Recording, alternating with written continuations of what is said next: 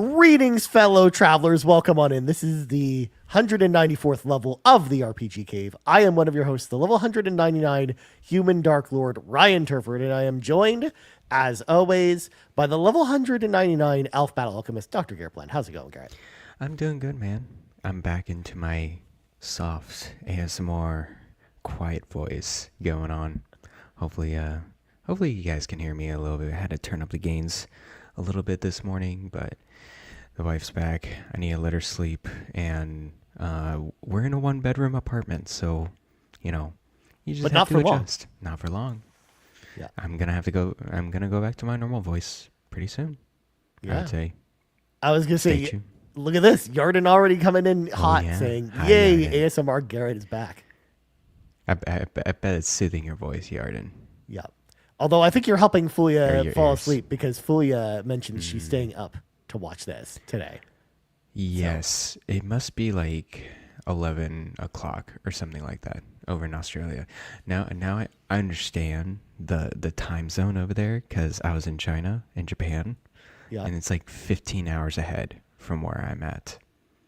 It's like around that time frame. So, yeah. 1 a.m. she says. 1 a.m. Well, I gotta think about that. So yeah, I guess you are. Because remember, they're kind of like in the center of the ocean, Garret, the Pacific Ocean. Goodness, that must be okay. They are 17 hours ahead. Yeah.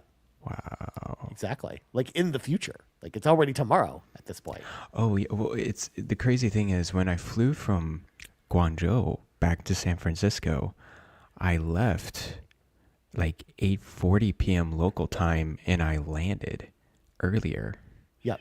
Than what I then I took off. So like when I went to Japan, it was the same way, Garret, where I remember like taking the flight, and then I arrived an hour after I left. Flying across the country essentially, which is just crazy to think about. Just going back in time as you fly. It's crazy. Yeah, exactly. But then you kind of lose a whole day going there because like you kind of do. Yes. Because like a direct flight from Toronto to Tokyo, as an example, that's like a 13-hour flight. But then you also add 12 hours because of the time change. So you're really losing an entire 24 hours in the span of you flying there, essentially. I'm surprised that there's a direct flight from Toronto to Tokyo. They didn't have those. Used to have those before, but they because I think I told you before I was looking at the idea of going, and they have like a lot of direct flights now. So nice. When would you go? How would you? It'd be like next summer. Next summer, nice. Yeah, get the get in now before Japan wises up and increase the prices like crazy for tourists. Please. I mean, the prices themselves for the flights are going to always be the same price, but you're right. Like the tourism prices are going to be, out there. Well, I think they like recently passed a law surrounding tourism or something like that. I don't know. I would have to look into it again, but they are doing something with like raising prices for tourists in some way, which I don't blame them if you're getting a lot coming in and you need to increase your profit margins. Like tourism is a big thing in Japan. One of the biggest things. Well, I think it's big for any country. Like even we see like the ramifications of tourism being down in the United States as an example. Oh my gosh! Recently, right? Like that. Yes, of course. Yeah, like it's a big boon or hit to the economy depending on which way you look at it. Like when you have good tourism or you don't.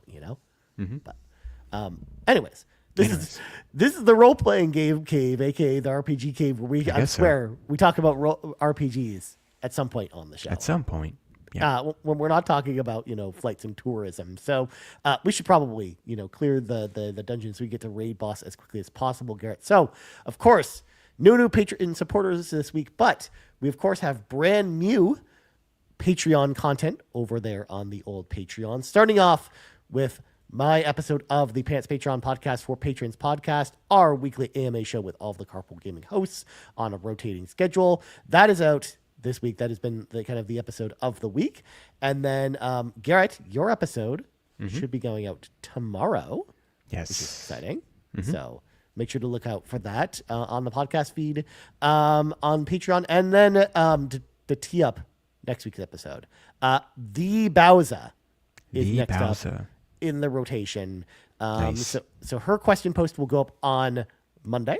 So make sure if you've got questions for Bowser, head on over to patreon.com/carpoolgaming and, go ahead and ask her a question about anything if you want to. You ask her crack questions if you want or anything else, Also, Garrett, speaking of the Pants Patreon podcast for Patrons podcast, we also did a movie podcast together along with Yes, we Seth did. and Sean, all about the Star Wars episode 1 through 3. It was a 3-hour podcast, but Beautiful. we had fun. We could have Cinema. talked for a whole lot more, I think. Oh yeah, I think you can tell we rushed. This is like, oh man, we can like talk 3 hours each of these episodes. No joke. Go see the scene and talk about Watto and the Gungans and Jar Jar Binks. We could have gone down the rabbit hole. Everywhere. We really could have, we could have, found out what really happened to Master Sifo Dyas, Garrett. We could have dug into all the evidence. He was killed almost 10 years ago. But he put it in order for a clone army. Oh my God, we're already doing it. We're already go logic. listen to the episode on the old Patreon, and this is of course a perfect time to go ahead and if you haven't actually tried Patreon before, patreon.com/carpoolgaming, of course, and checked out our exclusive content there. Now's a great time. We have a ton of great stuff, as we just alluded to, just new stuff this week, but also lots of older stuff. You can pop a 7-day free trial if you're interested in checking out some of the content. If you like it, great. If you don't want to toss some bucks our way, that's totally cool too. That option is there though. But don't try and listen to all the stuff in one week. Nay. It doesn't work. Do it. No, actually do it. Like, inject it into your earbuds, into your ears, and just listen nonstop, even while you sleep. Even then, you still can't listen to everything, Garrett. Darn it. I've ran the numbers, and it's actually mathematically impossible to listen to it, all of it in an entire 7-day period, even if you leave it on the entire I time. wonder what really happens to your brain after like a week of just nonstop audio of our voices Yeah, going through. I mean, like, could change a person forever. Probably. It could. Likely. Of course, I love Yarden chiming in here. The Deep Dive 3-hour podcast per movie. I mean, we might have actually been able to go longer than 3 hours per some of the movies. No joke. Yeah, so make sure to check that out over there. We also have other movie podcasts as well, like the Almost Famous podcast. We did a couple horror movies, including Friday the 13th and some other stuff. So make sure to Nice. go check that out over on Patreon. And last but not least, of course, carpoolgaming.com for all your carpool gaming merch needs. Make sure to go over there and check it out, or check and look, as the kids might say, Garrett. But we got a little side quest we have to go on, Garrett, because you had to listen to me drone on and on and on and on and on about Magic the Gathering Final Fantasy over the course of the coming week, the weeks that we were getting previews and stuff like that for it. So it's only fitting that now that I have no idea about anything about Avatar: The Last Airbender, Garrett now has his time in the sun, because gonna be Avatar wonderful. Cross Magic the Gathering, it finally got its first set of previews this week, Garrett. And we're not going to talk about all the cards, but we'll kind of like look at some of the cards, and you pick out some ones you want to highlight if you'd like. Yeah, So sounds good. here are the cards that have been previewed so far. This is one of the links anyways, and we'll kind of Yes. scroll through here. So anything One. catch your eye, Garrett? Well, I mean, you got, oh my gosh, look at the Avatar enthusiasts. That's the best. Like, these are Yeah. some really deep cuts. Well, that's the thing that Of we each talked about with Final episode. Fantasy. I'll stop scrolling for a second. Because like with Final Fantasy, like that's one of the things I tried to convey to you as well, is like they hit all the deep cuts in Final Fantasy plus giving you the big characters. And I feel like there's probably even less big characters in Avatar than there is in Final Fantasy. So you're probably going to get even more of those deep cut moments from Avatar Yes. even I than mean, Final like, Fantasy. you got the different, like, animals. So Yeah. what's famous in Avatar? You got a Less- bird insect here. Yeah, Wasp so colony. in this show, what they do is like they morph two animals together okay. purposely, and it's funny because when it's a single animal, Kinda they're like like this guy. freaked It's a out. bison. Oh yeah, it's a flying bison. It's Appa. Yeah. But anyways, there's one that's like a bear. I'm sure that's a card too. And they're like, oh my gosh, is that a bear? Is it mixed with anything else? Like, no, it's just a bear, and they like all freak out.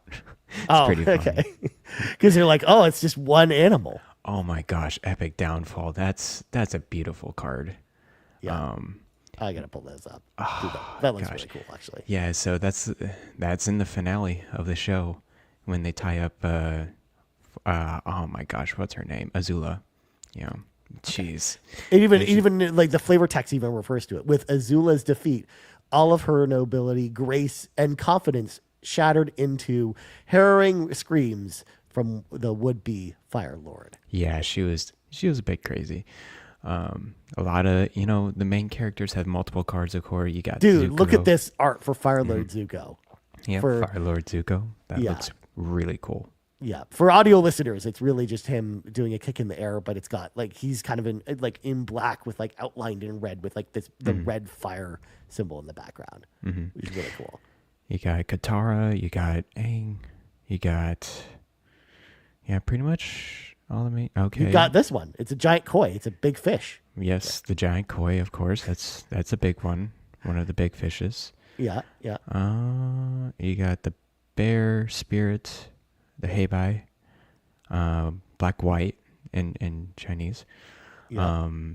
Well, yeah, actually, yeah, we've kind of got to like the different versions of Katara as well. There's like multiple cards, Yeah, and there's here's like the water Yeah, version Katara, of her. the fearless. Yeah, Yeah, looks really cool. I actually kind of want to make a deck out of her because she has like a cool ability. Because like, she when you play her, it's like if you have a triggered ability of an ally you control triggers that ability triggers additional time. And what you might not know, Garrett, is that first of all of the characters in Avatar: The Last Airbender, all the main characters are going to have the ally creature type. So this works with those creatures, but also over the course of Magic the Gathering, ally is actually like a creature type that already synergizes well together. So this card like really exploits that and allows you to like go ham with your other ally cards from across the Magic the Gathering universe, in addition to Avatar stuff. So If you go back up the card to the left, it'll quench you. oh, Do you see it all the way to the left with Oh. Sokka, Okay. the boy.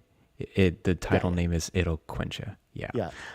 Oh, there's actually a really awesome one too. I have to find it, but it's a haiku card, and the abilities are also a haiku, Garrett, Yeah. which is really cool. Oh, it's this one here. Sokka's haiku. Sokka's haiku. Yes. Counter target spell. Draw a card. Then mill 3 cards. Untap target land. That's funny. It's literally they made the abilities on the card a haiku, which I love. It's so cool. Sokka's a funny one. Yeah. Yeah. You got all the different animals there. I like this card here. This is a The Rise saga. of This is Sozin. the Rise of Sozin, and I think it's telling like Sozin's kind of story, like his backstory. Yes. And they kind of did this with Doctor Who, where when they did the Doctor Who set, Garrett, they had these like saga cards that were meant to like each one kind of represented an episode of Doctor Who. And they kind of told the story of what happens in that episode. And I think you're kind of getting the same thing here with like the Rise of Sozin. Because I'm sure he had like a backstory episode. And this is Oh kind yeah, of he definitely has a backstory episode. I mean, he's the original Fire Lord that started to take over the land. That's why he was referred. The comet that came was referred to as Sozin's comet because it raises all the firebending abilities when it comes by. So yeah, there you go. which is pretty neat. It's neat. You got Toph in there, so that's Yeah. Toph is the main, the first metal bender. Yeah. She invented metal bending. She is so cool. She's dope. Yeah, and I think all the Toph arts are actually pretty cool. So, and the Earthbend ability apparently is very broken. So, I'm really? very excited for people to actually play with it. Where when you Earthbend, you make it a target land into a creature depending on what the Earthbend ability is. But then when the creature dies, when the land dies, it then comes back as a land kind of tapped. Which normally like you never usually want to turn your lands into creatures because they if they die then you lose your lands and that means you can't cast as much stuff. But having like that tacked onto it I think is like really interesting. Opens some good design space. But So these are some of them, but then Garrett, we've also got this other page as well of kind of the eternal cards, which are like commander specific cards. And these are the cards that I know that like Fulia mentions later that she bought like kind of like the commander's box. And these are some of the cards that are going to come in that as well. There's also like these scene boxes as well, where you've got like 6 cards that like, when you stick them all together, they make like a scene from Avatar: The Last Airbender. Nice. And I think some of the cards are from there as well. But of course, I have to really scroll down, Garrett, because I have to talk to you about this. Because this is getting most of the chatter, Garrett. Of course. The Cabbage Merchant. The Cabbage Merchant. It just is a card here. And I'm going to read what he does first before we discuss this. So Sure. the Cabbage Merchant is 2 and a green for a legendary creature, Human Citizen. Whenever an opponent casts a non-creature spell, so pretty much anything but a creature, create a food token, which is an artifact that allows you to basically, you eat it, you gain 3 life. Whenever a creature deals combat damage to you, you sacrifice a food token, if you have one. If you don't have one, then nothing happens. And then you tap 2 foods you control, add 1 mana to any color. So, first of all, Cabbage Merchant. I know I had no idea. Like as soon as I saw this card, Garrett, I was like, Garrett, I have questions. Why is the Cabbage Merchant a card? Why is it the art a dude holding a cabbage, staring at it, and then the flavor text is my cabbages? Yes. So he's in a lot of different episodes of the show. He always brings his cabbages everywhere. And the thing is, the gang pretty much destroys his cabbage stall every time they're falling into action or fighting against the bad guys. And so it's like destroyed. And then, of course, the Cabbage Merchant says, my cabbages. Oh my God. Every time. And he travels along with the gang. Like he doesn't follow them. He just goes city to city. And then every time. It just happens to be coincidence that he's there. Exactly. And then he eventually, he becomes a corporation in the next show, Legend of Korra. It's called Cabbage Corp. Interesting. And so, yeah, they build up the lore a lot for this guy. I don't know why he's smiling like that, per se, because in the show, he's just this innocent guy who just wants to sell his cabbages. I think he's just smiling because he just loves cabbages, Garrett. He definitely loves cabbages. Yeah. But the main reason I wanted to bring up the abilities, Garrett, is that I don't know if you've heard chatter about this, but this card is insanely broken. In some of the more competitive formats, this is being talked about as like a staple for what's referred to as CEDH, which is like competitive commander, where you're basically just out to win essentially as quickly as possible. Where the Cabbage Merchant, he like every time your opponents cast spells, you'll make food tokens, and food tokens are also like pretty easy to make, especially after the Lord of the Rings set, which was also a lot about food with hobbits, to the point where you can make so many foods or so many cabbages, Garrett, that you just continually tap them for mana, and you basically cast all your stuff for free, including giant green stuff that'll smash your opponents in the face. So this card, we're actually probably going to see a lot, despite the meme quality of the card. You know? Man, the banyan tree. Yeah, I was going to bring this one up, Garrett, because this is actually like the banyan tree, as an example here. This is what's referred to as a scene card. So what they did is they took like almost like a screenshot from the show, Garrett, kind of like what we talked about with the Final Fantasy concept art, and then they reprinted an old card. So this isn't a new card. This is a card called the Great Henge, which is this card normally goes for about $90 a pop right now for the normal version. Wow. Okay. And that's not including this Avatar specific version. So this is getting like this really necessary reprint of a popular card that's powerful, but also it has this cool Avatar on it. It's pretty cool. Which is one of the things they did with the Final Fantasy cards as well. Because there's another one here, which is Force of Negation as well. That's kind of done the same way, and it also looks awesome. What a beautiful screenshot. Oh, that's the finale as well, show finale. Because like even I don't care about Avatar: The Last Airbender, but one, Force of Negation is an amazing card, and two, this art looks really great, even if I don't care about Avatar. So even I am just like looking at this, I'm like, man, this is pretty cool. That's what is referred as energy bending. Oh my gosh. Okay. I can go in the rabbit hole of this show. Yeah. But like every card you see in here, there's like definitely at least an episode, like a specific episode referring to it. Yeah. It's really nice. Yeah. So We've super even cool, got man. some of the lands in there. Yeah, this set looks pretty cool. Again, I know that we could probably go down the rabbit hole of this all day, but it's one of those things where we will be talking about this more kind of as we get more cards, Garrett. So question for you, Ryan. Yeah, There's so many different options to Yeah. get. Where should I start with this? I'm not going to get everything. of course. So that's the thing. I think it just depends on what you'd want to do with the cards. If you're honestly just looking to just collect some of the cards, Garrett, then I would just either grab some booster packs or do like a bundle, which usually is like a box to store the cards in that also comes with like 10 packs or whatever.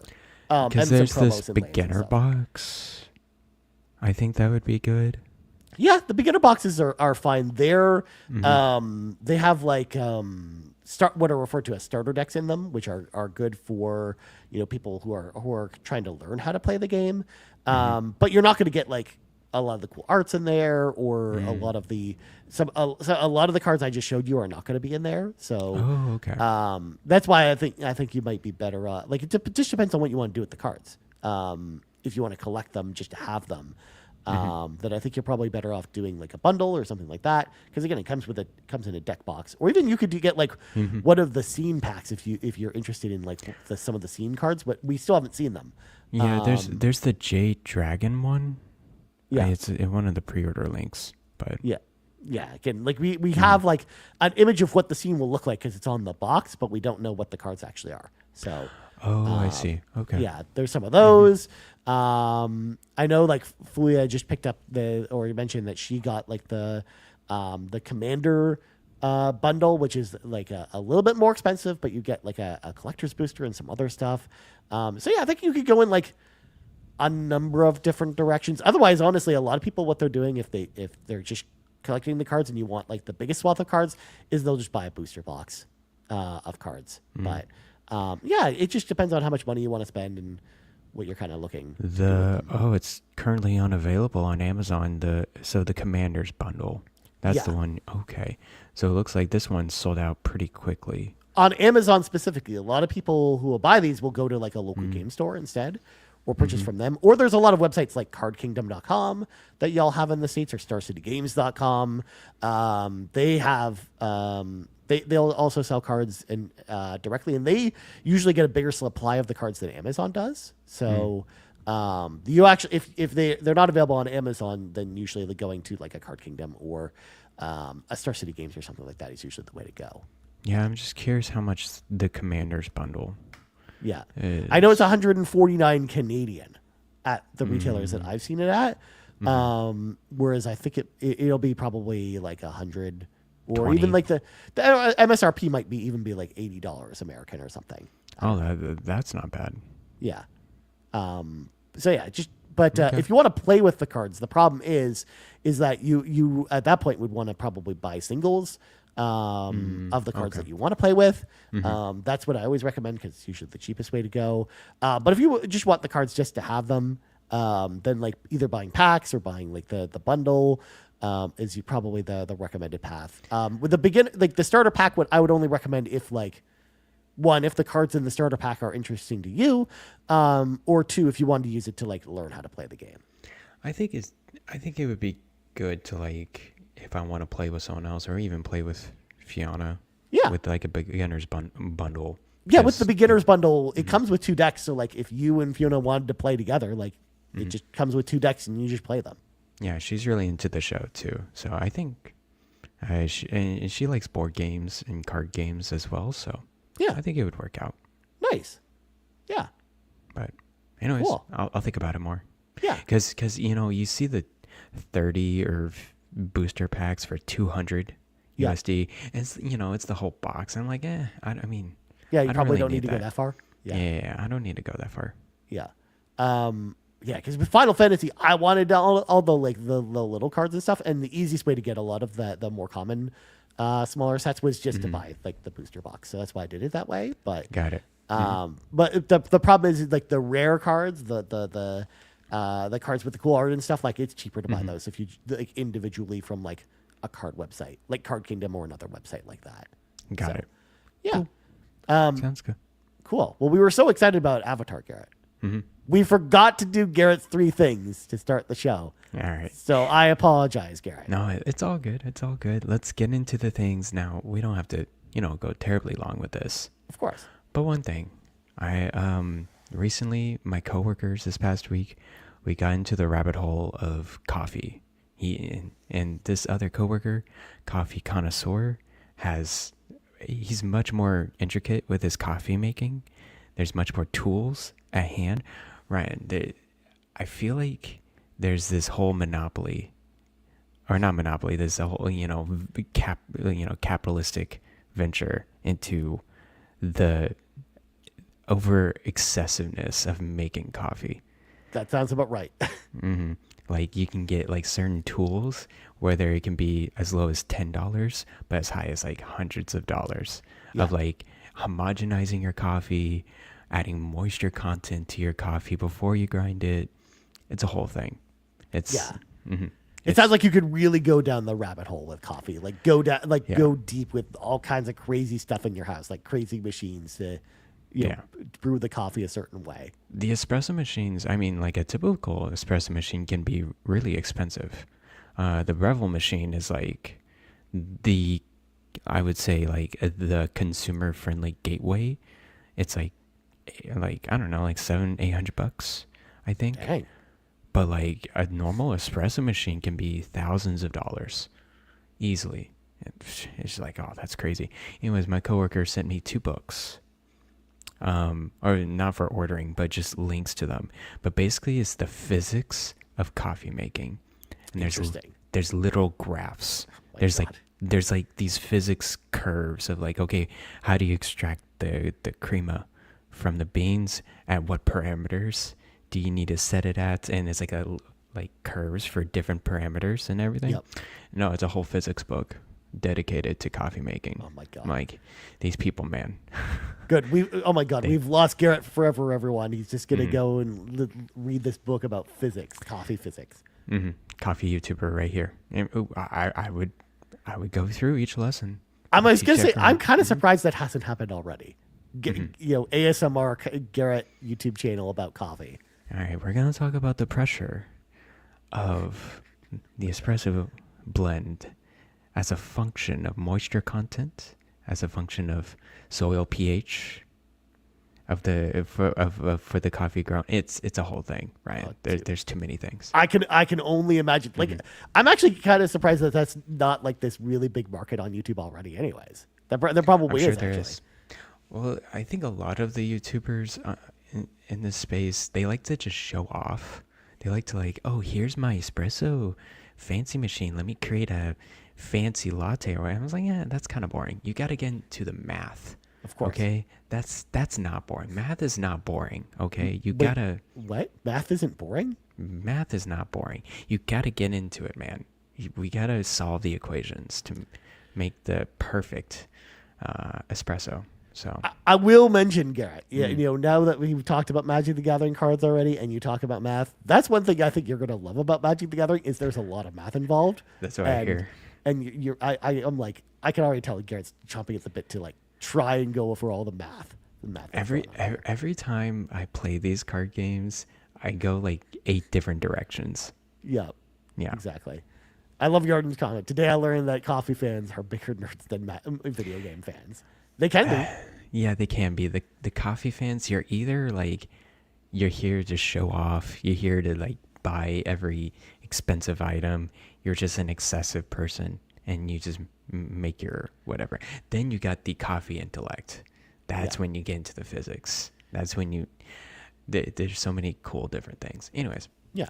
I'm good with coffee now. Also, I'm going to before you finish, I'm going to just throw at Yarden as well. It's not just, by the way, it's not just coffee nerds or video game nerds. There's nerdom for pretty much anything out there, like sports nerds, to Garrett. People who are really, really into sports, or they get really into it. Or people who are really into music, or there's a lot of nerdom out there besides video game stuff. So I kind of love seeing, when people get really excited about something they're passionate about, even if it is something that I don't care about. So I think that's pretty cool. Where even though, I'm not, could never probably align with people who are coffee nerds. I think it's really interesting and cool. So there you go. There you go. All right. Thing number 2, Ryan. Have you been seeing these dual screen patterns attachments with Switch 2? It's a recent thing. So I haven't seen these. Yeah. Well, I'll look them up while you talk. it's basically just like an attachment that you would put on your Switch 2 on top, and it adds another screen to it. I don't know if Nintendo's patenting it. I don't know. But like, are we gonna why? why a DS and 3DS? Not backwards compatibility, but NSO. Yeah, Yeah. that's a good point. That'd I be won- the bottom screen though, Garrett, would be like so stretched out though. Like it'd be That's so true. huge because the screen on the Switch 2 is already really big. Actually, I would have to check out exactly what the patents were. But yeah, that's one thing. And then also Retroid Pocket, the emulation manufacturer. They have a dual screen attachment now as well. Looks pretty good. You know, good alternative for DS and 3. I think we're gonna get there, Ryan. We're gonna go back to the DS and 3DS. Playing over here. I think so. Like that nostalgia is actually starting to come back for sure. So yeah, that makes a lot of sense. But Anyways, I'm excited for that. Thing number 3, along with 3DS, Bravely Default update. I'm still playing Bravely Default, Ryan. Did you? I'm still. I was gonna say it's been a while since you talked about it. I am 50 hours in. Jesus. I'm still playing it on my commute. That's it. I'm not playing anywhere else. Right. I'm at the Earth Crystal Palace, so the 4th one. Interesting. Yeah. So I know I got a ways to go, but A ways to go, Garrett. I'm gonna just say this. You're not even halfway through the game yet. am I not halfway through the game? No, no, you're not. It's funny because I think I know when the halfway point's going to be because I kind of I read through and I'm like, oh, okay, you're going to have to do this. Okay. Well, I almost got all the jobs too. So, I mean, in a lot of ways, Garrett. I don't even know if you're a ninth of the way through the game yet. what is this game then? If I'm 50 hours in and I'm not. It just goes for a long time. You'll understand when you get there. Like when you get to a certain point in the game, you'll understand what I'm referring to. Am I going to max out all the jobs? Is that what's going to You happen? probably are. You might by the end of the game. You might. Oh my gosh. Yeah. We'll see how far I could go with this. I don't know. When you say At least it's your commute game. You know, it's not like the game you're really playing at home where it's not hindering you from playing anything else. Like, No, it's not. Yeah. I really enjoy the 3DS on my commute because I do fit it in my jacket pocket. And then once I'm in the bus or whatever, I just unzip and then it's just like I flip the 3DS and there it is, ready to play. Yeah. Yeah. Steam Deck and Switch. It would be a lot harder to take on a commute for sure. So there you go. Thing number 4, Ryan. The fourth thing. Yeah, we Garrett's 3 things. There's 4. I'm heading to Toronto, Ryan. Oh, that's exciting. I'm heading there just because of a conference. Right. And for you, Ryan, of course. Of course. It will be actually very close to Extra Life, so I won't be able to go to Rome, New York. But I will be over there 9th through the 13th. I got my flight ticket yesterday, so I'm surprised I got a nonstop from San Francisco. That's pretty rare, but there you go. Dude, that's get so excited. Cool. So, I know that I'll be working during Extra Life, so I'm not able to go.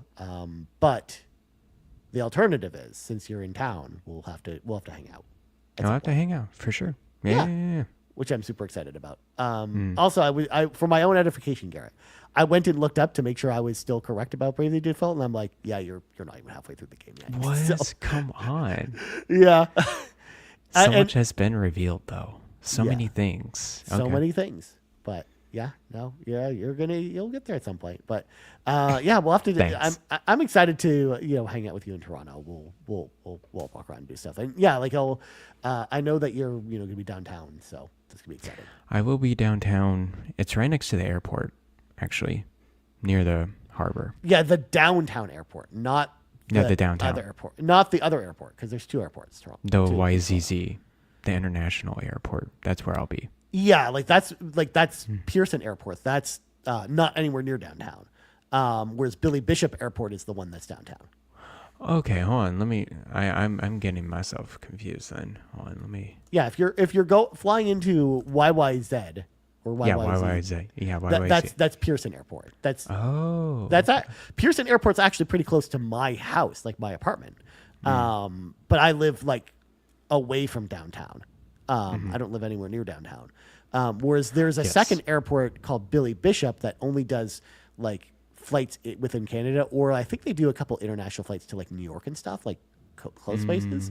And that's the harbor airport. Oh, I see the Billy Bishop one. Yeah. Yeah. Yeah. No, mine's the Pearson International. Yeah, that's where you would be flying in. So Cool. How's the public transport around the area? Really good. In fact, from the airport, Garrett, there's a train called the Up, which is the Union. Yes, that's what I'll take. That's the train I take to get to work every day, and it's very fast. It takes about half an hour to get from the airport to right downtown. Union Station is the heart of downtown, and then from there it's fairly close. Oh, that's where I'll be dropped off. Yeah. Yeah, that's where I'm going. So yeah. Super cool. Another question for you, Ryan. Do I need Canadian cash? I mean, the nice thing about Canada, Garrett, I don't know if you knew this, is that here, most people don't usually use physical cash to pay for stuff. We actually use cards for everything, whether it's your bank card or your credit card. You can just tap it and it pays. Cool. Whereas in the States, you mostly rely on paper money, or they swipe your card and they have to you have to fill in the thing. We don't do that here. So you probably actually it might be nice to have a little bit of Canadian money in your wallet as a backup in case you need it. But for the most part, honestly, if you're going to if you just tell your credit card company you're coming to Canada or your debit Should be card, good. yeah, you should do that. And it'll charge you in Canadian dollars, mind you. But no, it'll actually be that's way easier, honestly, than getting a bunch of Canadian dollars. So Cool. Sounds good. Yeah. That's all my questions. That's all. There you go. That's all of Garrett's Toronto questions. Well, now There you go. that we're also, Garrett, I have to appreciate before we go into our main topic, the fact that of course, your second thing was dual screens. So second thing, 2 screens, and then your third thing was a 3DS game. Just loving the what you're doing here with the things, Garrett. So For sure. I had to make it flow. Fulia even chimes in and says the transport system in Toronto is really great. Cool. So, yeah, there are some falling outs with it, but for the most part, actually, where you're gonna go, it's gonna be easy peasy. But Cool. Sounds good. Anyways, Garrett, it is now time, half an hour into the show, folks. That's your timestamp, Jordan, for us to read from the sacred texts, because it is time for us to do an interesting topic this week, one that you actually came up with, Garrett, and I thought this was really interesting. So we're going to do that this week. We're going to rank turn-based RPGs based on their combat mechanics. Yes, so, only with combat mechanics. Yeah. So so these rankings are not based on the story or the setting or the music or the visuals. No. We are talking about the combat systems and only the combat systems. That's it. That's this time around. So we have a bit of a list here, Garrett. I'm even gonna, just thought of some ones now that I might even add to the list as well. I already see you adding something, so you should add yours first. And then, I just added that. Yeah. We kind of just did a free form with this turn-based mechanics. Yeah. Some of it's specific games. Some of them are series because, of course, a lot of of the series have the same. Not same exact mechanic, but pretty close. Yeah. Or I should say they have there's a lot of overlaying things. For example, when we get to Final Fantasy is a series that the combat system is wildly changed from game to game. But at the same time, there's the first 7 Final Fantasy games have shared lineage while the other ones don't. So we kind of group them together a little bit. So you'll see some grouping together of some IPs as well. But So, anyways, yeah, I think of course, it can be an exhaustive list with turn-based games. it could go on forever. There are so many turn-based games, Garrett. Yeah. So we just thought of the ones that we're familiar with, the ones that we have played. Um, it's something like, the Trails games we're not really into. I hear they're okay. I hear they're pretty good. I don't know, I guess, but I don't know if, you and I have the confidence Yeah. to rank Out of the Trails games. games I've played, especially like Trails from Zero and then Trails to Azure, like those are the ones I've finished. Like the combat system is actually my least favorite thing about those games. There you go. So There you go, Savoy Prime. You don't want us to rank Trails. you probably don't want us to actually weigh on that, But we'll get into it. And again, if your favorite series wasn't listed here, it might be just because Garrett and I might not have knowledge enough about the series. Or, there's a lot of series that also like really kind of follow like the Dragon Quest format. And I didn't want to include too many that kind of fall into that camp. Like Lufia is a good example of a series that kind of falls into that camp, where it plays Lufia, the series plays similarly to Dragon Quest and has elements of both Dragon Quest and Final Fantasy. So it kind of like fits in the same kind of pools as those games. So it doesn't really need like its own like kind of breakdown section here. And there's a lot of series that are like that, like Breath of Fire, Golden Sun. I think a lot of those kind of fall into like that same kind of bucket a little bit. Yeah. So, for sure.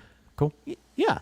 So let's start off, Garrett, with the Pokemon series. Let's talk about Pokemon. Now, Pokemon, again, has, evolved a little bit, but for the most part, most games, you follow the same format. Yeah. So what do we think about Pokemon overall? And also, we didn't discuss ahead of time. Originally, I thought about the idea of doing like a tier list, like pulling up like the tier list website, but I didn't have time to do that for this episode.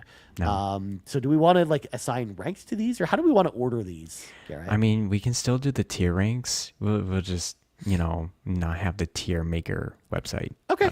So we can just, say A, B, C, S.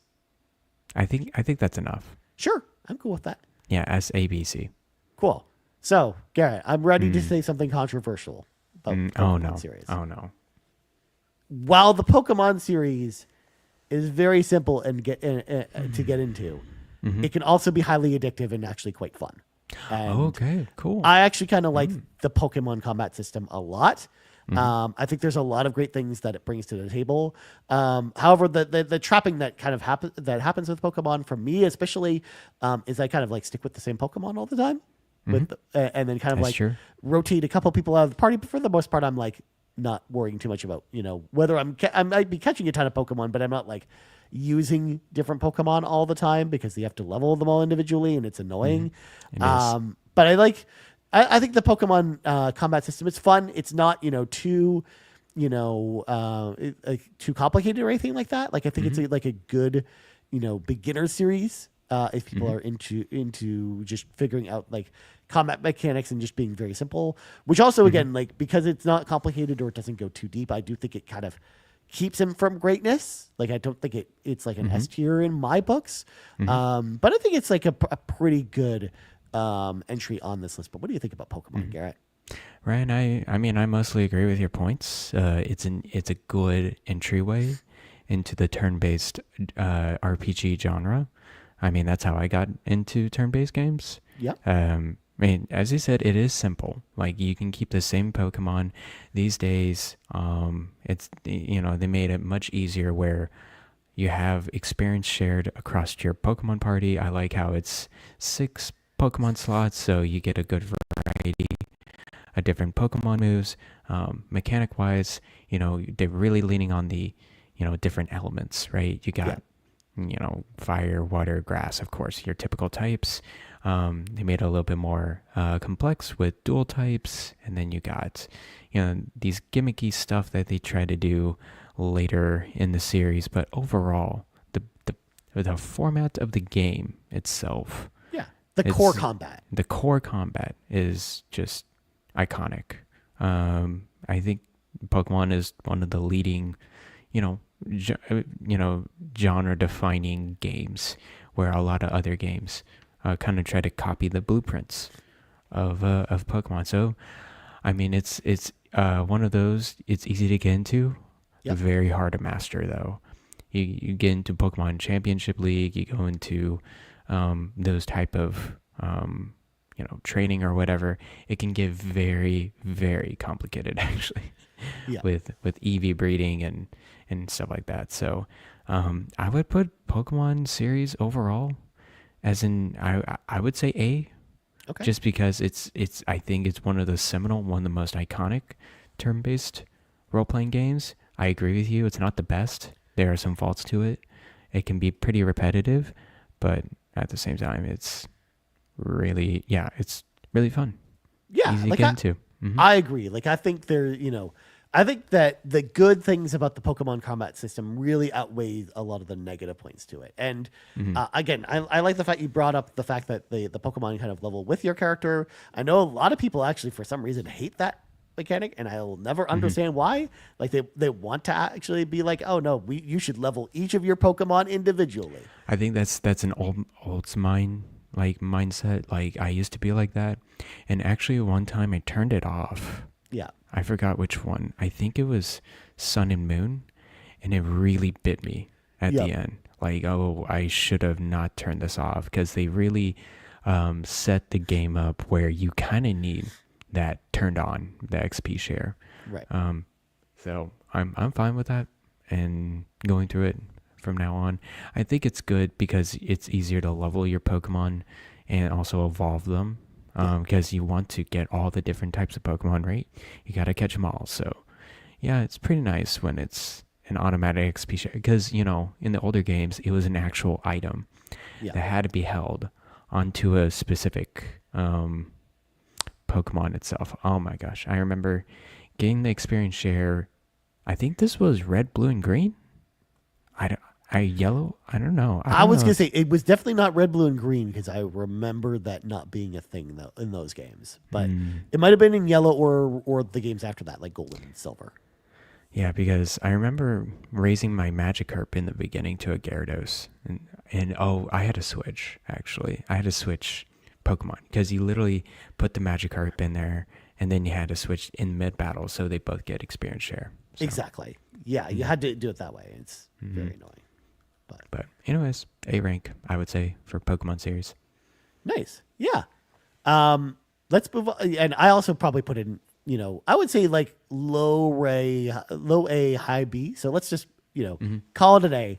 Call it an A. Because I think it's it's a good example. And I think that's one of the reasons why Pokemon is kind of like stayed tried and true with the combat, because they know it works, because they know that they know it works. Like it. They're not changing it much, other than the Legend series. They're trying different things, but the core is still unchanged. So they keep having like variations of it. It'll be interesting actually to see how Zod does with like the real time battles, where you're assigning like actions while the Pokemon are fighting in real time. So and also like how weird things could get because of that. So moving on to another monster catching game, is Shin Megami Tensei.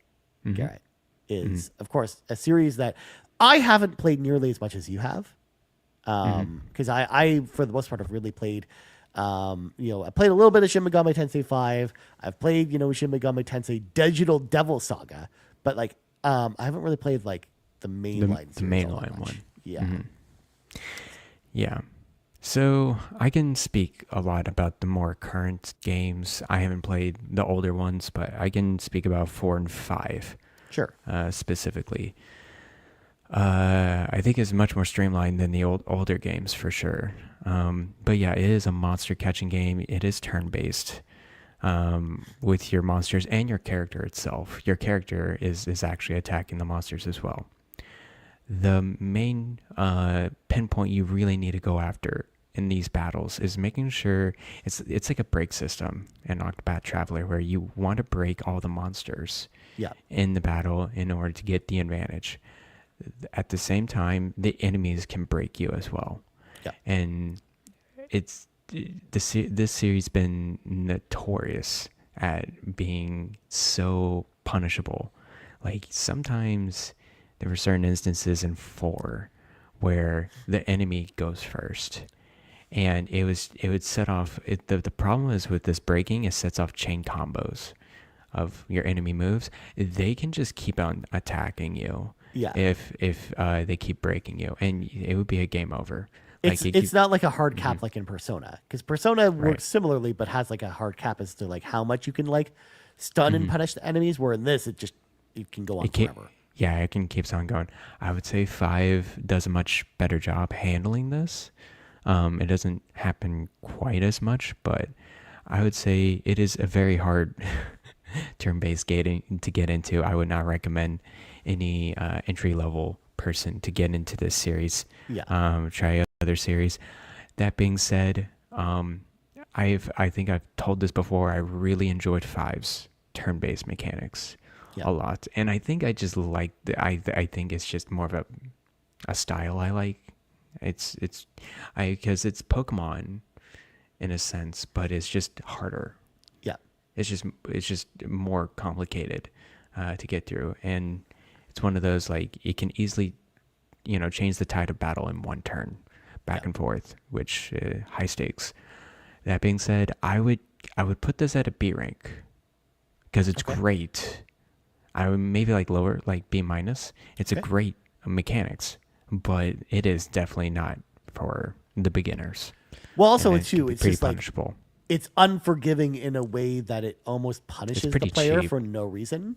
Yeah. Like I think that's the biggest thing, and that I pulled away from hearing you talk about it, and then even the experience of playing these games myself is like sometimes you'll go into a battle and you'll do everything right, and you still will like run into this infinite loop where you're just instantly killed. And you have to Yes. start over, and there's nothing you could have done about it, like differently. So, like that's the thing where I think because we've also talked about before, like the problem with a game like Shin Megami Tensei as well, especially 5, is like you can paint yourself into a corner if you're not careful, and you just have to basically start the game over again. So, if you don't like level your characters a certain way or like catch like the certain type of monsters and stuff. Yeah, even when you're trying to catch monsters, there's a mechanic where you try to convince them Yep. to join your party, and it's actually you have to answer questions in a particular way, and sometimes those are not straightforward. They're very obtuse, and so if you choose the wrong answer, they may go back into battle. They may punish you. They may take away your money. It's a whole thing. So yeah, it's a punishable series for sure, and cheap. Yeah. It also like that's the type of thing where it's like, oh well, I really should play with a guide while playing this, so that I don't have to deal with like some of that random stuff, like the obtuse stuff, But So I would say B minus. okay, I think it's solid. It's great, but yeah, it's still a little bit lower than some other series. I will defer to your judgment on this one, since like I said, I don't have enough playtime with the series to probably be able to accurately kind of weigh on it, I think. So let's move on to the next series, Garrett, and that's Fire Emblem. Of course, we have to have a couple Tactical turn-based RPGs. RPGs in here for sure. And Fire Emblem is definitely like the quintessential series that a lot of people think about nowadays when they think of this. I mean, we've also actually, you know what? I'm going to add this in here at the bottom here because I just Go for it. But Fire Emblem, Garrett, talk about Fire Emblem while I add this. Yeah, so of course, as you said, it's the seminal tactical RPG people really think about nowadays. I think the turn-based part it's good. It's great, actually, but there is some things it can get slow. I would say. I think that's just the inherent problem with tactical RPGs. They can be slow. Trying to get your set pieces placements right, get the right characters, and then going through a mission. You don't really know what you want to do until like probably mid or later tier. So of course, with Fire Emblem, each of you take your turn of moving your units. And there's a lot of different things you could do. You can, put them in mountains, and you can put them in trees. There's certain enemies. There's a fog of war between each of them. And of course, you have different enemy types. You have like the three, like the weapon wheel, like the weapon wheel, weapon types that then balance against each other. And then there's just magic, which kind of exists off into space somewhere off the weapon wheel. So it's kind of like advanced 4D chess in a way. I like it. I do. And I think, yeah, I don't know. I think they're great. It's just, I think I'm more drawn towards the characters and the story of Yeah. Fire Emblem more than the mechanic core of Fire Emblem itself. I don't know. What do you think, Ryan? I actually kind of feel the same way. And, Mm-hmm. when we've talked about Fire Emblem before, one of the things I actually talk about is that I know that you usually still play with like the classic mode with permadeath, but I Mm-hmm. don't. And there's a reason for that. And that it's something you just brought up, which is the slowness of battle. And one of the reasons why Fire Emblem feels as slow as it does is because you're always weighing the options of going through battle, worrying about permadeath, where like if you moving your air unit too quickly, Garrett, or moving some of your forces too quickly, they might have like 3 or 4 enemy units that surprise you and just instantly kill your person, and you lose that person forever. So it forces you to play much more defensively than other strategy role playing games do because of that, because you are trying to conserve, like make sure your troops are well conservative, protected. yeah. Yeah, like you have to be more conservative as part of that, which leads to a slower gameplay experience. Whereas for me, I am so much more into the characters and the world and the even sometimes the story of Fire Emblem. Like that's more what I'm into than the combat. So and all of that, like I'm the type of person where if I lose anyone because I'm attached to these characters, Garrett, if I was playing on permadeath mode, I would simply restart the battle. So to save myself from just restarting the battle every time, I would rather just play where there's no permadeath, because then I think the combat becomes a little bit more fun because it moves at a faster pace. Where even if I lose 1 or 2 units in battle, Garrett, not a big deal. Like you just you move on to the next battle with no consequence. Like the main thing is as long as you finish the battle and kind of get there. And yes, it makes the game a little bit easier, but at the same time, again, the combat system is not the main reason I'm playing Fire Emblem anyways, as we just talked about. So while I do think that there's a lot of deep elements to Fire Emblem, especially like if you play on like some of the harder difficulties, like when when Fire Emblem Engage came out and I was watching my ex-girlfriend play the game on the Nightmare difficulty, because she's like, I'm not playing any of the modes besides Nightmare difficulty with Classic with permadeath. That's crazy. I'm like, you're crazy. It took her like 100 hours of the game, Garrett, just to get through the first like 10 levels of that game. Yeah, that sounds about right. Yeah, like it's crazy how much of a different game that is. So I think there is a lot of depth there if you want it. But I do think, like, again, to your point, Garrett, I think that Fire Emblem is not really known for its combat, and this is why it probably ranks in like the low B's, high C for me, honestly. Yeah, no, I agree. We can put it as a B- for now. Yeah, And see how we feel later. But yeah, there you that's go. kind of how I feel about it. Because especially like there are some other strategy role playing games that we're going to talk about towards the end of this list, Garrett, that I think do this much better. Or do, like, I think do the combat much better. And maybe you might not care as much about the characters in those games or the storylines, but I think the combat in some of those other games have kind of surpassed Fire Emblem in a lot of ways. But next up, Garrett, Persona, which of course offshoot of Shin Megami Tensei. It but is still very different kind of combat system, because you're not pretty different. Yeah, because you still have like that monster catching element a little bit, but that's like not really like the big part of that game. Also, Yarden, hold on, I have to just pump the brakes here a little bit. Yarden chiming in saying Garrett is waiting to buy a Switch for a B- game. We just mentioned that that's just the combat system. Gotta love it. Everything else with the game is great. Love you, Yarden. Don't ever be different. All right? Yes, 100%. But yeah, let's continue to talk about Persona. So Persona, again, similar to Shin Megami Tensei, but it's more about fighting as the main characters, and the personas that they use are kind of the monsters from Shin Megami Tensei, but they basically just act as your magical abilities in a way. Like you're not really summoning them into battle to then fight alongside your characters.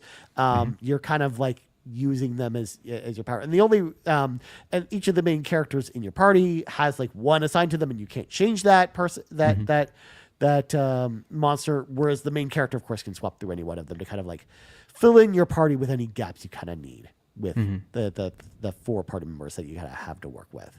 So I think Persona's combat system, it takes what's fun about Shin Megami Tensei, Garrett, and actually just really makes it much more accessible. Just even though there is some difficulty in the Persona games, you're not trapped, or there's not these like infinite combos. Again, there's like caps on how much your party can be stunned, or likewise also caps on how much you can stun the enemies, and kind of lock them in place essentially. Like I think there's a lot of good, like almost like Persona is kind of like the arcade racer to Shin Megami Tensei, which is like the Forza Motorsport, like the racing sim kind of thing.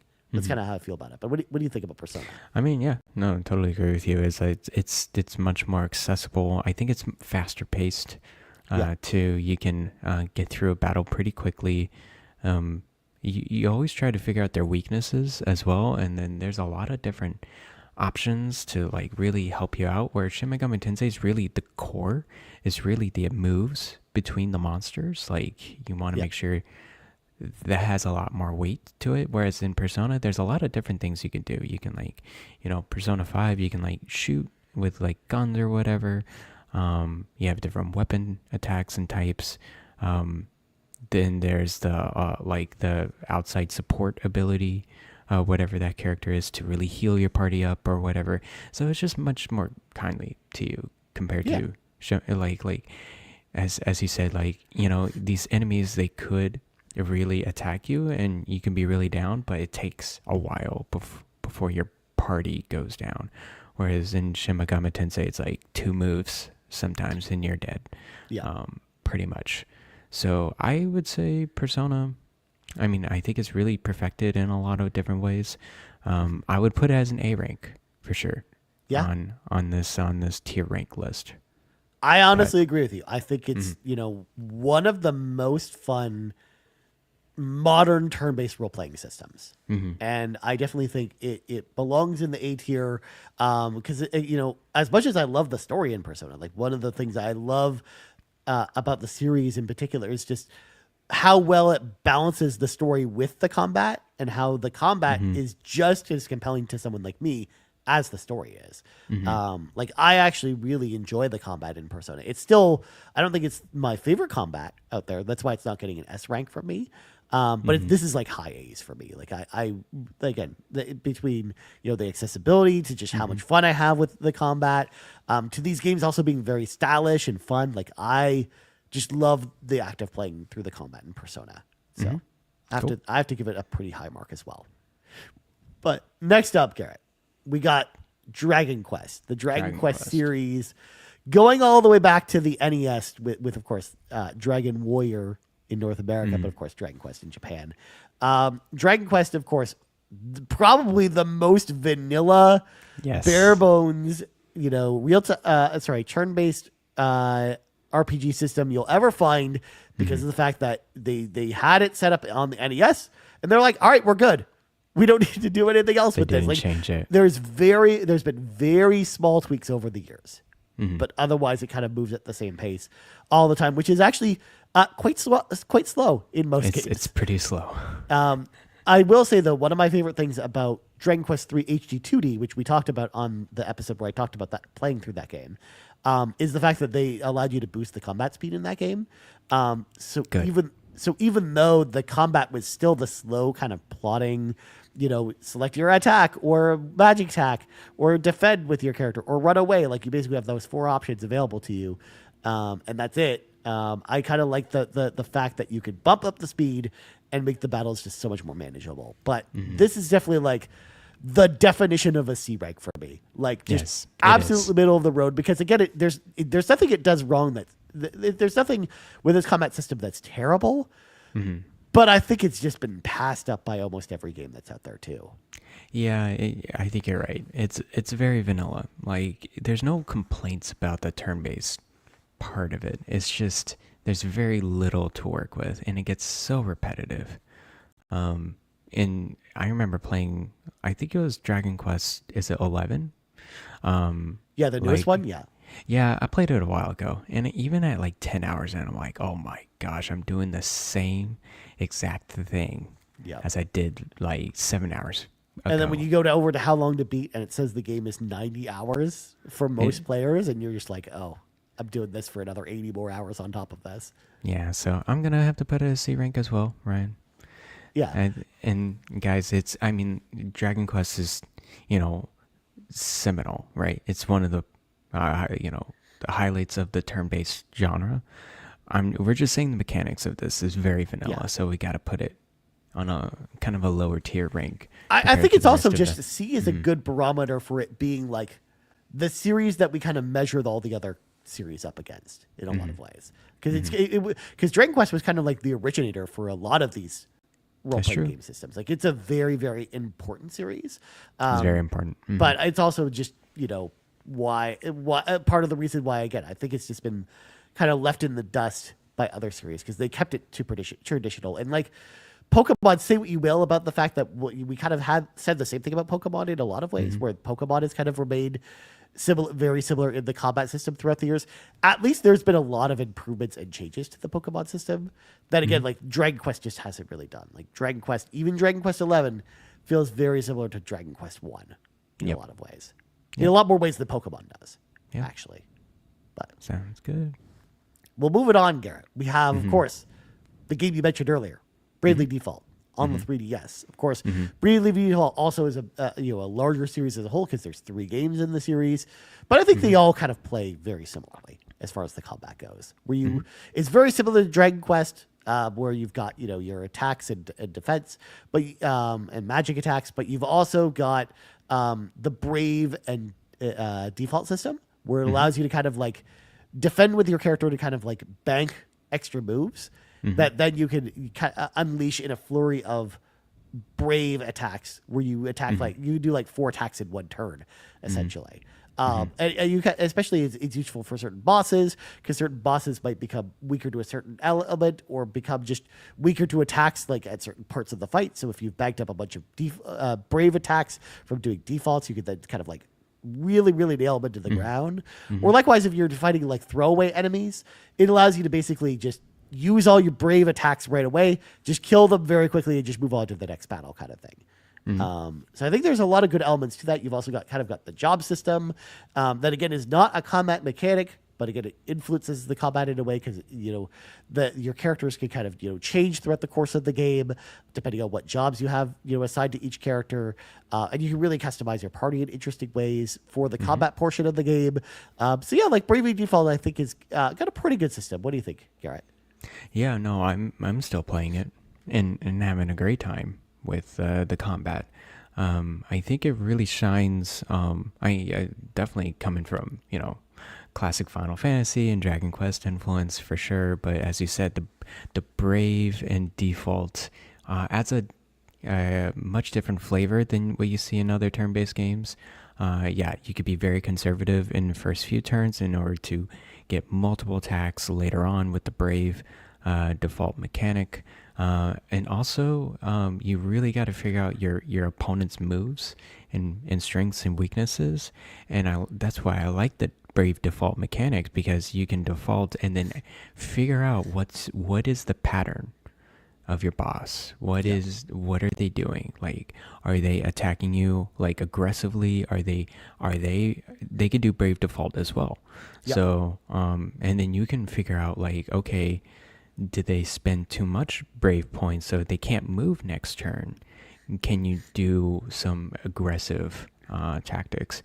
Some bosses, they'll heal. And then you're like, okay, he's healing very fast. You have to be very aggressive and make sure you get the right jobs. Sometimes the right, what's rough about Brave Default, I think, is like if you have the wrong job composition, it can be much harder. Yeah, it really punishes you for not having like a good combination. Yeah. So if you have a really good job combination, you can be pretty broken. I've gotten into some mixtures. I'm like, oh, okay, I'm doing some insane. But at the same time, there are enough variety in the enemies and the bosses that keeps me changing a lot. And I'm glad you can easily switch jobs in between. So I would say Bravely Default is a B for me. It's a great mechanic. It's not like fantastic in sort of way, but it is great. I would highly recommend to turn-based, people. So anyway, Yeah, I'm in kind of an agreement. I think it kind of takes the Dragon Quest formula that we just talked about and iterates it on in a couple interesting ways, like with the brave and default mechanics, and then of course the job stuff. So, yeah, I'm in agreement. I think the B is probably a good place to put that.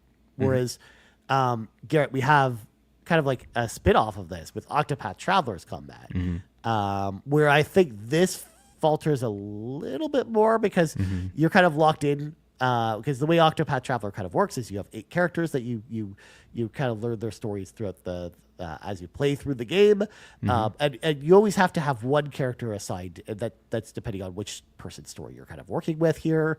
And it kind of has a lot of the same mechanics as Bravely Default has, where it has like the Brave and Boost kind of system, I think it's called, in Octopath Traveler. yes, That works very similarly to the Brave and Default system. It does. There's some certain things it does differently. Like there are certain skills that requires more than like one AP or battle point or whatever you want to call it. Yeah. A lot more often. They do it in quick succession, and then the biggest difference is actually the break of the enemies. So you literally can do a certain point where you break, and then the enemies are like dazed or confused for the next turn or something like that for Octopath Traveler. It adds a little bit more, I guess, motivation or variety to defeating the enemies. But other than that, there's no job switching. There's not a lot of variety. It gets pretty repetitive. Like this one is like a high C for me, Garrett. Where I think I definitely think it's higher than Dragon Quest, but I think I would say a C plus more than anything, because again, it's like I don't think it's nearly as good as Bravely Default because of the way that you're kind of locked in with your characters. Yes, the break system's interesting, where again, like the ways you have to kind of figure out how to trigger that as well is like this whole other puzzle you have to solve. But you're right. Like I think throughout the course of the game, especially like even Bravely Default 2, even Octopath Traveler 2, as much as I liked that game, towards the end of the game, I just kind of wanted the combat to be over. Oh my goodness, near the end of the game, there's like one certain technique that I did with the party, and it wasn't broken because I still had struggle with it, but it made it easier, but it's so repetitive. It's just like, oh my gosh, I'm just going to use this technique in order to get by like the last few bosses of this game. So it doesn't really lead you to a ton of different strategy with the combat itself. You kind of have like one or two kind of strategies, and there's not a lot of wiggle room. So yeah. So I say C plus. Yeah, you think so too? Okay, cool. Because I still think we have to rate it higher than Dragon Quest, but still not great. So. All right, moving on, Garrett. This will be my one. So definitely. Although I think you weigh on some of these. So Final Fantasy. Now, Final Fantasy's combat has really changed over the course of the years. First of all, like the main first 3 games, very similar to just Dragon Quest, where the combat system is almost identical to those games. So, whereas as time went on, when we finally hit Final Fantasy IV, they added the active time system to the game, which basically, your character, in order to make a move, they have to wait for a bar to fill up that's based on the character's like speed factors, if speed is a skill, or agility, and then it might go up faster or slower depending on that. It kind of to simulate real time battles in a lot of ways, to kind of like make the pace feel like you're in kind of like a normal combat system. So I think like that. You kind of see that for the first, actually even up to Final Fantasy IX, I'd say, is kind of where we see kind of that same combat system kind of go through. So 1 through 9 is kind of what we're evaluating here. I have always enjoyed Final Fantasy games, Garrett, but it's not always for the combat. I think the combat I think the combat's good in these games, but I think it's it's not amazing. Like this is also kind of like it kind of falls into the Octopath Traveler bucket for me, and this is also kind of like a C plus for me. Yeah, I kind of agree with you. I don't think this is a hot take. I don't think a lot of people care for the active time battling system.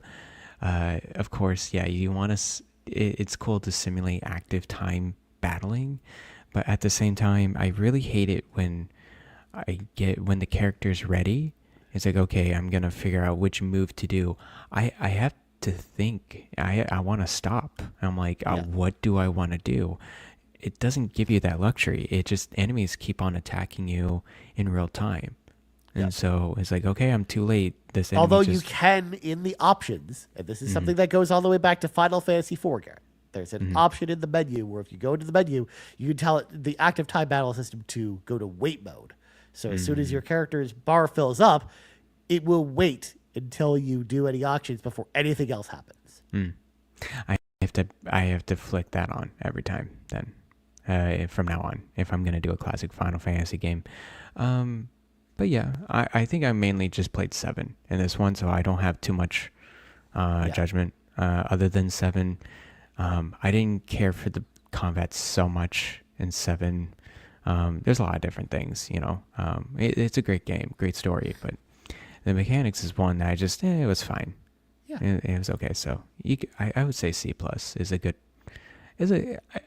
average, because I'm sure there's some great highlights in that 1 through 9 that could be like a B. But I think a C plus is a good average. Yeah, because like they kind of Mhm. they've really evolved Final Fantasy over the years as far as the combat goes. Like they always introduce new mechanics to the combat, and I think that they do a pretty good job with that. So yeah, I would probably say yeah C plus for sure. There are definitely games that do Mhm. work better or not. Like Final Fantasy V, example, has like the job system that Bravely Default has.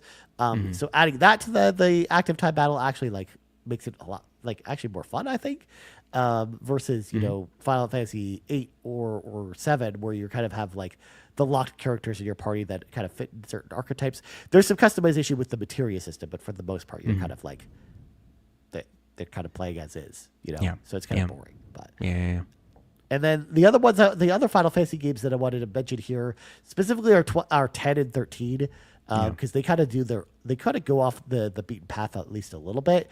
They still Mhm. have active time battles, but they kind of the way they approach them is a little bit different. Like Final Fantasy 10 has this like first of all they show you kind of the order of all the characters that attack it Mhm. on like a little like indicator on the side of the screen, so you can always tell like who's next in the battle or like how many even attacks but you could get in there before the enemy attacks, which is Mhm. interesting.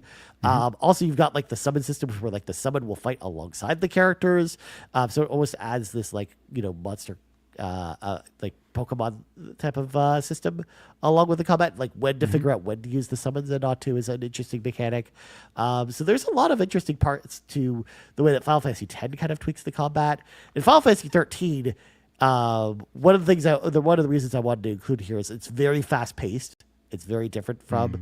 the other games. It still uses kind of a very traditional active time battle system, but each time one of your characters will pop up, you'll have 3 active time points that you kind of use to use your attacks, and some attacks use all 3 points, like they're very powerful, while Mhm. others will use one, so like your basic attacks, so you can do like 3 basic attacks each time it comes around to your character. Mhm. So the battles, kind of go fast and furious, especially when you get to something like Lightning Returns, where she has like your character, only character in your party is Lightning, but you're kind of like doing the same thing I just outlined, but then you're also rotating between costumes, which are different jobs. So yeah, Mhm. you're rotating between these 3 sets of costumes per battle to like give you different abilities with the character, and it's actually like really fun. So. I would say with these 2 games, I like the combat more in both 10 and 13 than the classic Final Fantasy. Like these are probably in kind of the B realm for me. It's kind of where I Mhm. would put these. Where I Okay. think these are closer, something closer to like Bravely Default as far as fun with Cool. the games. Okay. Cool. Sounds good. I'm looking forward to not 10, but playing 13 Yeah. eventually. I'm going to mute my microphone and pop off camera for a second. So vent with the people for a second, Garrett. Okay. Sounds good. So basically, the next one that we wanted to discuss, and of course, I think Ryan would be really into it, is Shining Force series. Now, I only played the first Shining Force game recently. A lot, of course, another tactical RPG. It's really much more fast paced, though, than Fire Emblem. What I really enjoy about the Shining Force series is how quick and accessible it is. And I think, of course, it evolves later on. You get different characters and different as you go throughout the campaign, just like in Fire Emblem. And it does have a weapon triangle as well. But overall, I think Shining Force series is pretty good. I really enjoyed the combat part of it. Compared to Fire Emblem, it's way quicker and easier than the others. So I'm so glad you brought it up. Now, first of all, Garrett, I will mention that since when you played Shining Force 1, I don't think you played it on like the harder difficulties or anything like that too, but there's like just normal. Because you mentioned that the game's a bit on the easier side than something like Fire Emblem, but that's only because like if you play on the higher difficulties, oh my god, it actually gets pretty hard. Sure. So you have to be a lot more conservative with the way you play through battles. But that's one of my favorite things about Shining Force is what you talked about, Garrett, where it's still a tactical role playing game, but it moves at a very, very fast speed. Yeah, they just go in and like, oh, yep, you're doing a hit, you're done. All right, let's go to the next turn and next turn and the next. And I'm just like, thank you for being, brisk pace, just like getting through this level. So I had a good time. It's also different from Fire Emblem as well, or other turn-based role-playing, tactical role-playing games on this list, because the turn order is not always static. Like in Fire Emblem, right? You assign all the attacks for your characters, and then the enemy has their turn, and it goes back and forth this way. Whereas Shining Force, you control one unit that then attacks, and then it could be the enemy might have 3 or 4 turns before you get to control one of your units again, based on like the agility of some of your characters. In Shining Force 2, Slade, he's kind of like the thief character. He might get like 3 or 4 attacks before an enemy can attack once. That's kind of crazy. Okay, but cool. He's like weaker because he's a thief. Right? Like, so it kind of like works out. It kind of balances in that way. Which is one of the reasons why, Garrett, I'm so excited for you one day to maybe play like the sequels, either Shining Force 2 or Shining Force CD, or even Shining Force 3 on the Saturn, because the way they evolve that combat system is really, really interesting. And it makes it play like an even more of a breakneck speed sometimes, which I think is just to the game's positive benefit. to it, right? To its benefit. So like I always put Shining Force like in the A tier, because the story in Shining Force is okay, but like I'm kind of in it also for the characters. I like the characters in Shining Force, but more so the combat. Like I really enjoy the combat. It's one of the reasons why like it was kind of the gateway RPG for me personally. Like this was like the series that got me into role playing games because of the quicker pace of it and how accessible it is. Yeah, cool. I'll agree with an A. It's really good. Mechanic wise, honestly, it's probably my favorite like tactical role-playing combat system. We'll discuss it a little bit more as we kind of get through this, but honestly, I know we're kind of running shorter on time, Garrett, so we probably should motor through some of these last ones here. We could be quick about them. So I'm going to actually pull Chrono Cross off the list. We don't need to talk about that one. Chrono Trigger, I wanted to include, though, because even though it's not a Final Fantasy game, it borrows elements from the active time battle system from Final Fantasy, but it introduces like the double and triple attacks that you kind of have that are really visually stimulating, but also like that makes the battles go at a much quicker pace than something like Final Fantasy. And I know people love Chrono Trigger, so I wanted to include it here. I think it's a really good combat system. I think Chrono Trigger is probably a B above Final Fantasy. Yeah, I think B is a good one. I like the mixture of the different combos as well. I think that was the biggest thing with Chrono Trigger. It adds just a little bit more flavor than the classic Final Fantasy games. So I agree with that, Ryan. Yeah, and Metaphor, we don't need to dive too much into this. It's very similar to Persona, but I think it moves at a bit of a quicker pace even than Persona. Like it can, yes. I think it's so interesting, like because it's so similar to Persona, but there's definitely some different mechanics there, and I think it can be harder, depending on. I think it strikes a good balance between Shin Megami Tensei and Persona. I really enjoyed the turn-based combat. I don't know if I would still put it in an S rank because I still had some issues with it. I think it's like A+. And A+, just above Persona. Because I think it's like good. It's Persona but better, honestly.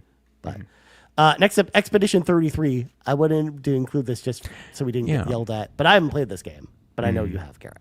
Yeah, I mean, it's really good, but at the same time, and some great combos in there. But it is just like, the...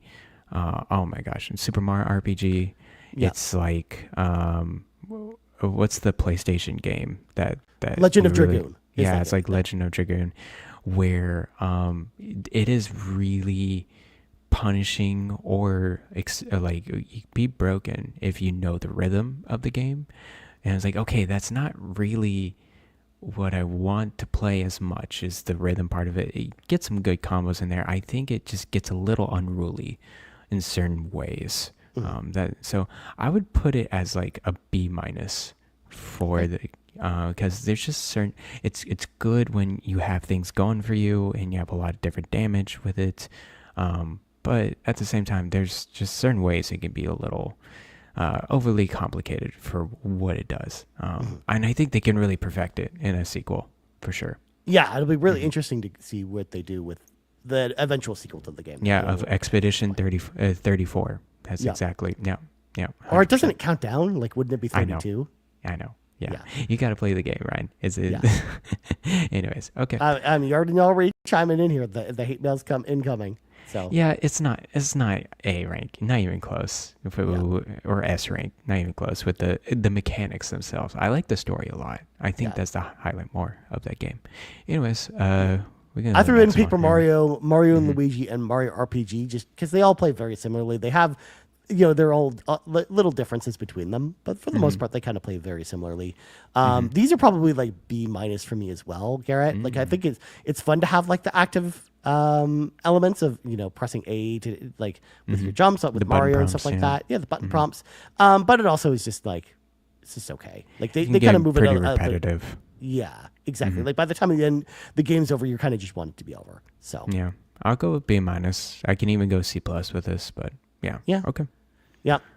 Next up, Lunar. I wanted to throw this in here because I thought it was interesting because it's kind of like Dragon Quest, but the characters have to like move distances to attack the enemies, almost like D&D in a way, where like the positioning of your units actually kind of matters a little bit, and like that affects like some of the attacks you can do. Also, I just love that some of the characters have like multiple attacks. Like eventually, when Alex learns like his third sword slash, like you can like mow down enemies pretty quickly towards the end of the game, which I love. So I actually think Lunar is a lot stronger than like probably in the same realm as something like Bravely Default, where I always enjoyed the combat in Lunar a lot. But what do you think? Cool. Garrett?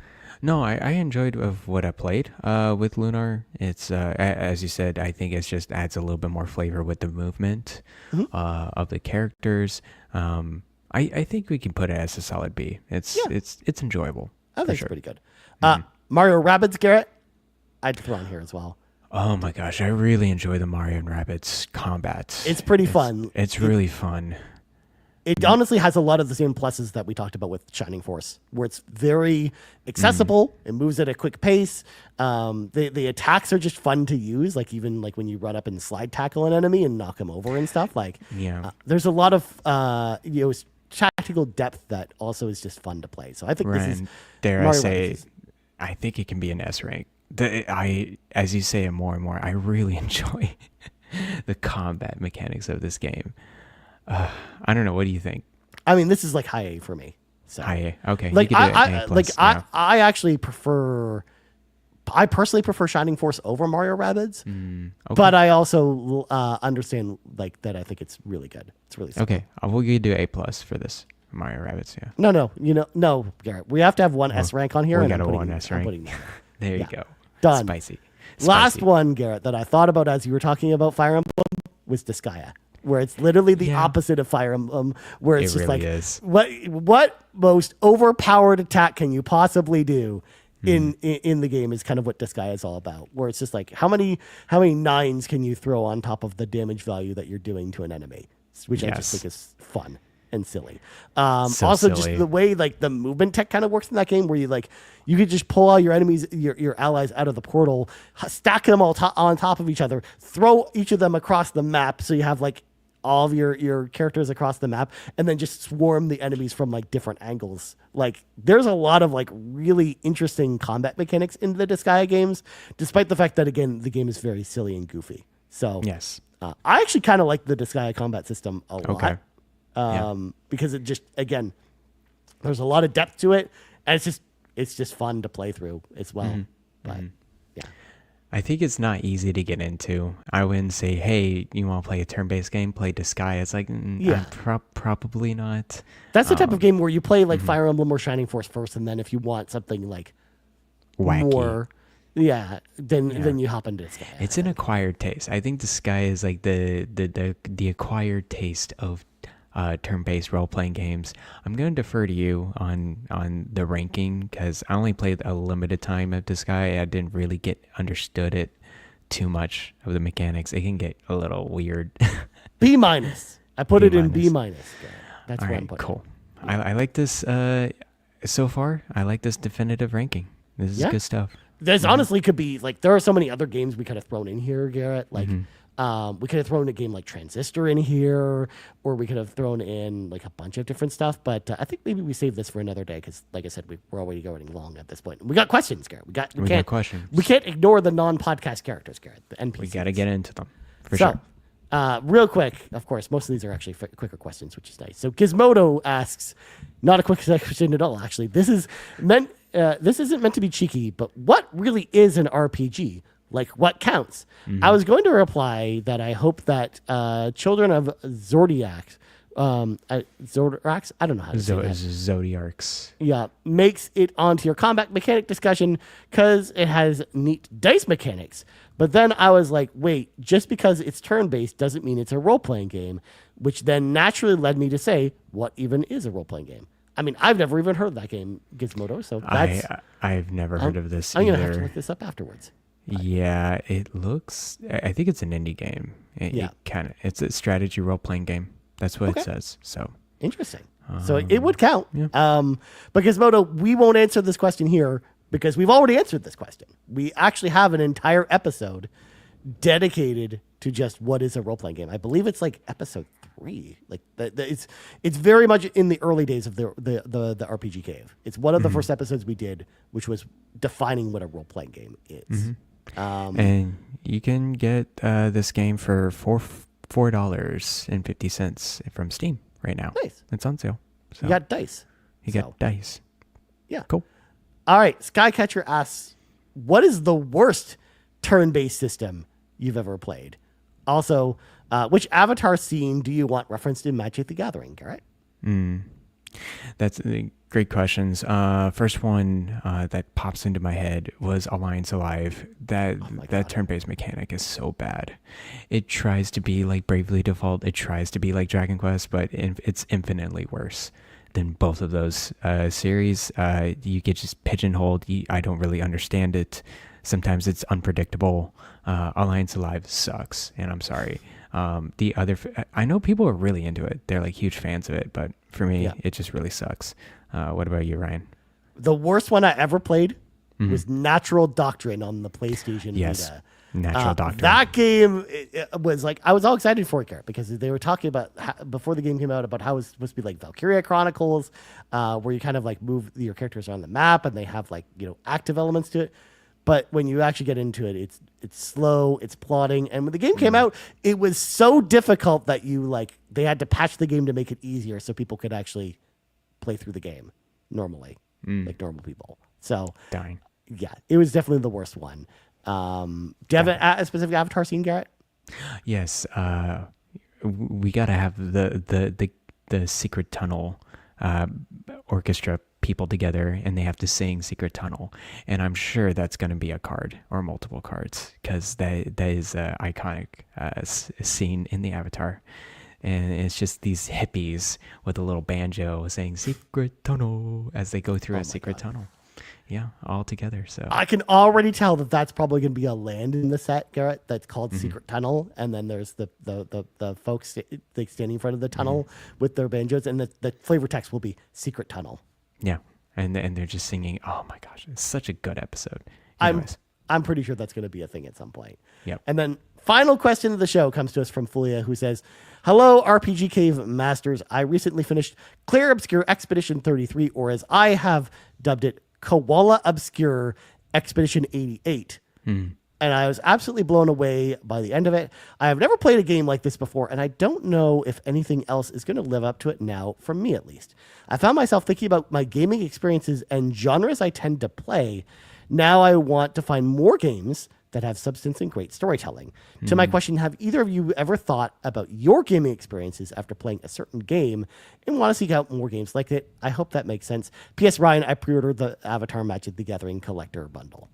Nice. So, first of all, very nice. Well, yeah, appreciate Nice. you on that. Good. And thanks for the question. We appreciate you.